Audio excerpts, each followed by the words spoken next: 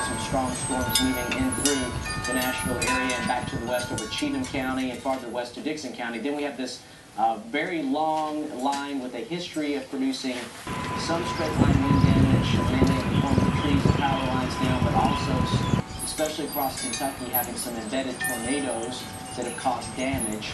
And so we've got a couple of waves of storms. But again, we've mentioned over and over that the kind of situation that we have today will have the kind of tornadoes that are fairly hard to track because they're going to be wrapped up in this rain. But it's based on the warning that's listed 11 miles east.